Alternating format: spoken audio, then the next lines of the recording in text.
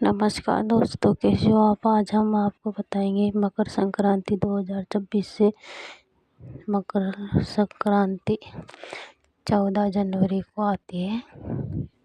तो मकर संक्रांति पर हम 14 चीज़ क्या दान करें सुहाग की, जिससे हमारे घर में लक्ष्मी वृद्धि बनी रहे। और हमें अनाज में क्या दान करना चाहिए और नेक नियम हमें कैसे लेना चाहिए। तो सबसे पहले जो है हमें नारियल का घोटा या नारियल 14 सुहागिन महिलाओं को या गरीब आदमी को हमें दान ज़रूर देना चाहिए। उसके बाद दूसरी चीज़ जो है कि हमें 7 तरह का अनाज दान ज़रूर करना चाहिए। काले उड़द की दाल, हरे मूंग की दाल, चने की दाल, बाजरे, मक्का, गेहूँ, ज्वार। तो हमें 7 अनाज तरह के प्रकार के 7 प्रकार के अनाज दान ज़रूर करना चाहिए। कहते हैं 7 प्रकार के अनाज का दान करने से घर में लक्ष्मी वृद्धि रहती होती है। उसके बाद जो है हमें सुहाग की चीज़ों में जो है या तो हम सुहाग टोकरी भरकर, जैसे उसमें सब चीज़ें नेल पॉलिश, सिंदूर, बिंदी, मेहंदी, बिछिया और क्रीम। उसके बाद जो है बॉडी लोशन, स्किन फ्रूट। अगर हमसे पूरे सुहाग की चीज़ें ना बने, इतनी शक्ति ना हो, तो हमें जो है जैसे नेल पॉलिश हो तो 14 नेल पॉलिश में 14 सुहागिनों को बांटना चाहिए, या फिर 14 बिंदी की डिब्बी, या फिर 14 मेहंदी कोण। जो भी आपसे बने एक एक चीज़ 14 की संख्या में आप ले लें और 14 सुहागिन महिलाओं को बांट दें। ये हो गया सुहाग की चीज़ें दान देने में। उसके बाद जो है हमें गरीबों को ऊनी कपड़ा ज़रूर देना चाहिए। कंबल, मोजे, स्वेटर। जो सड़क पर रहते लोग, उनको तो ज़रूर दान देना चाहिए। दान धर्म जो ज़्यादा ज़रूरत पड़ती है उनको ज़रूर देना चाहिए। तो मकर संक्रांति पे तिल के लड्डू ये ज़रूर दान देना चाहिए, और गर्म ऊनी कपड़े गरीबों को ज़रूर बांटना चाहिए। उसके बाद जो है हमें नेक नियम लेते हैं तो सबसे पहले जो है हमें दीपक जलाने का नियम लेना चाहिए। तो हमें मकर संक्रांति से दीपक जलाना होता है, और शाम के समय में घर के बाहर धन लक्ष्मी वृद्धि के नाम से एक दीपक ज़रूर जलाना होता है। लक्ष्मी धन वृद्धि दीपक नाम है इसका मकर संक्रांति के दिन से। फिर अगली मकर संक्रांति आई तो उस दिन हमें चांदी का दीपक और 365 दीपक हमें मीठे बनाने होते हैं जो खाने को होते हैं। चांदी का दीपक, कुछ कपड़े तो हमें ब्राह्मणी को दान देना चाहिए। इसका उद्यापन इससे होता है। उसके बाद दूसरा जो है पोपा भाई की कहानी हमें मकर संक्रांति से लेकर अगले मकर संक्रांति तक सुनते हैं और फिर इसका उद्यापन करते हैं। दूसरा नेक नियम है कि सीता माता के नित्य की कथा हमें रोज़ सुननी चाहिए। चौका दे के, घी का दीपक जला के, और सीता माता नित्य नेम की कहानी हम रोज़ सुनते हैं। फिर अगली मकर संक्रांति 101 साल बाद फिर हम इसका उद्यापन करते हैं। उसके बाद अगला जो है धर्मराज की कहानी भी हम मकर संक्रांति से सुनते हैं, और अगली मकर संक्रांति तक हमें आती है। तो उस दिन हमें उद्यापन करना होता है। उसके बाद सास ससुर को सोने की सीढ़ी चढ़ाते हैं और बोलते हैं कि माता ने सीढ़ी चढ़ाओ, माँ का घर में सुख समृद्धि राज।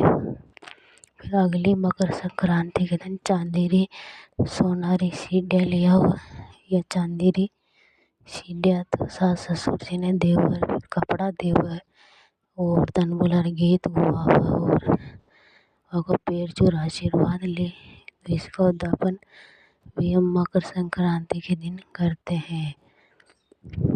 उसके बाद राह बुहारने का नियम भी हम लेते हैं। तो मकर संक्रांति के दिन से जो है राह बुहारते हैं। तो जो राह बुहारने आते हैं हरिजन उनको बोल देते हैं कि 365 दिन राह बुहार दो, फिर हमसे जो बनेगा हम वो दे देंगे। तो फिर वो राह बुहारते हैं, रास्ता साफ झाड़ते हैं। तो अगली मकर संक्रांति पर एक चांदी का झाड़ू, तार का और कपड़े मोजे जूते सब लाकर हरिजन को दान जरूर देना चाहिए, दान दक्षिणा में। और अनाज भी ज़रूर दान देना चाहिए हरिजन को।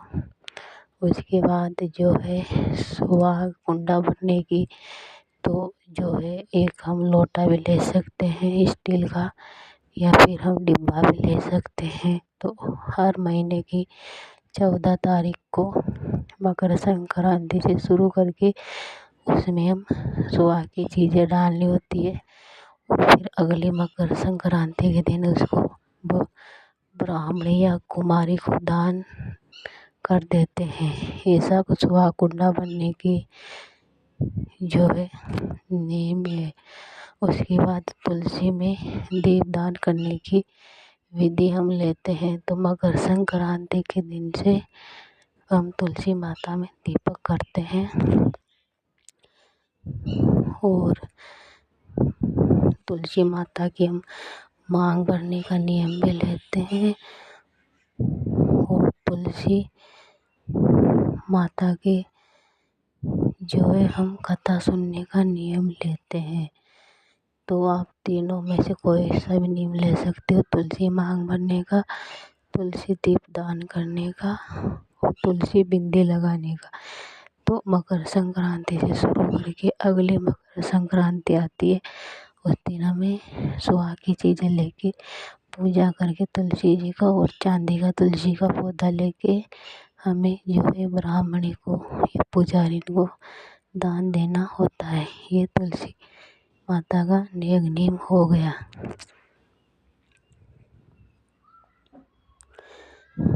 उसके बाद जो है कि चिड़िया और चिड़ी का चूगा। तो मकर संक्रांति से हम चिड़ी चूगा डालते हैं। तो रोज़ नहा धो के अपनी छत पर या मंदिर की छत पर या कहीं पर भी अच्छी जगह एक मुट्ठी जो भी बने हमसे रोज़ या हर महीने की 14 तारीख को चिड़िया को चूगा डालते हैं। फिर अगली मकर संक्रांति आती है, तो उस दिन जो है चांदी का चिड़ी लेके चांदी का वस्त्र कपड़े लेके फिर हम ब्राह्मण को और 5 किलो बाजरा जो साबुत अनाज या गेहूँ, तो हम ब्राह्मणों को या मंदिर में दान दे देते हैं। ये चिड़ा चूगा की नियम हो गया। उसके बाद हम गाय को बायले बनाते हैं। तो गाय को जो है रोज़ रोटी देते हैं। उसके बाद सहेली और कहानी सुनते हैं। फिर अगली जो मकर संक्रांति आती है, तो गाय के लिए हम जो है चारा और कपड़े वस्त्र ये लेके गौशाला में दान देना होता है। ये हमें गाय बायली बनाने का नियम होता है मकर संक्रांति से। उसके बाद जो है चींटियों को चूगा डालते हैं। तो हम जो है आटे में पिसा हुआ बूरा या फिर खोपरे में पिसा हुआ आटा मीठा आटा भर के हम जो है 14 तारीख को से लेकर साल भर तक एक घोटे में जो है भर के मीठा आटा और किसी पीपल वृक्ष या फिर अच्छी जगह पर गाड़ देते हैं जहाँ पर चींटियाँ हो।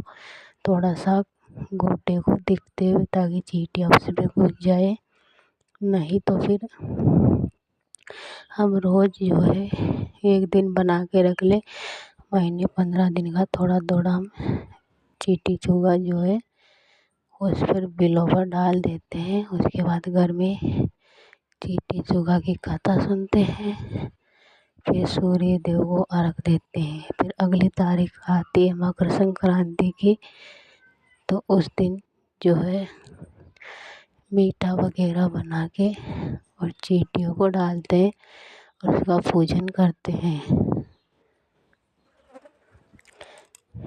ये चींटी चूहा हो गया। अगला जो नियम है कि हम मेहंदी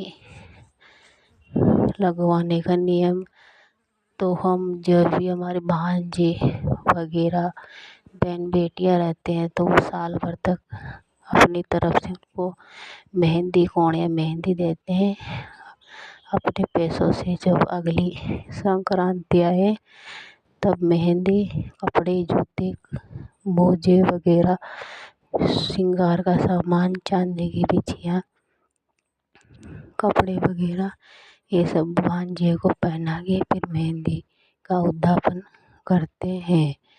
ये मेहंदी जलाने का नियम हो गया। अगला जो नियम है मांग भरने का, तो हम अपने पैसों से जो है किसी सुहागिन महिला या ब्राह्मणी को मांग भरने का पैसा देते हैं। जब अगली मकर संक्रांति आए तो उस दिन पूरे कपड़े, श्रृंगार का सामान और मांग भरने की जो आते हैं सिंदूर, ये सब दान में देते हैं। तो इसका उद्यापन ऐसे होता है मांग भरवाने का।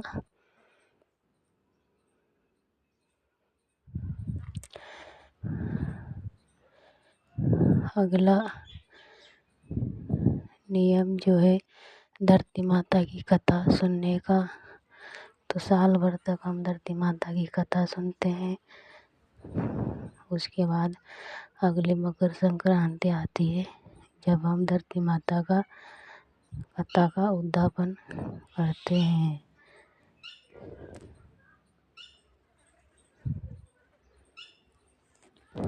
अगला जो नियम है कि हमें मकर संक्रांति के दिन जो है तिल के लड्डू, काले तिल, काले उड़द, ये सब दान ज़रूर करना चाहिए। कहते हैं मकर संक्रांति के दिन गंगा स्नान दान पुण्य बहुत फलदायी माना गया है, खासकर माह के महीने में पड़ने वाले मकर संक्रांति को पर। आशा करते हैं दोस्तों आपको ये वीडियो अच्छा लगा होगा। वीडियो को शेयर सब्सक्राइब ज़रूर करें।